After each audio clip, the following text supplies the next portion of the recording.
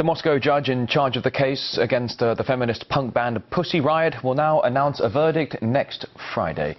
The women who performed what they call a punk prayer in Russia's main Orthodox cathedral have delivered their final pleas and now are awaiting their fate. From outside the courthouse is RT's Peter Oliver.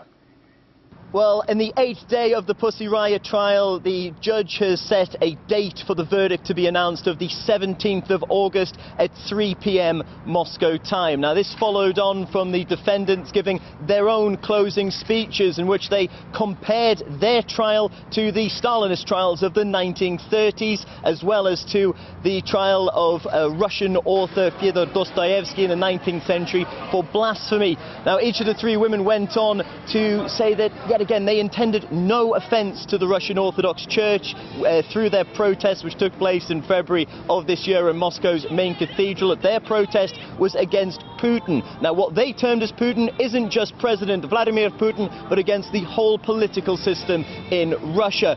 Well, it's really been quite amazing during this trial, the amount of media interest around the world that it's grabbed. From the music industry, we've seen quite a few superstars of the business coming out and supporting these three women, the likes of Sting, the Red Hot Chili Peppers and Faith No More. The latest to join that group was Madonna. Now, she played in Moscow on Tuesday night and was on stage with the words Pussy Riot painted on her back. Now, Madonna, of course, no stranger to controversy, and certainly no stranger to controversy regarding the church. If you cast your minds back to 1989 and her single Like a Prayer, the music video for which was condemned by the Vatican and saw some Catholic groups calling for her excommunication. In fact, it ended up losing her sponsorship from groups such as Pepsi, among others.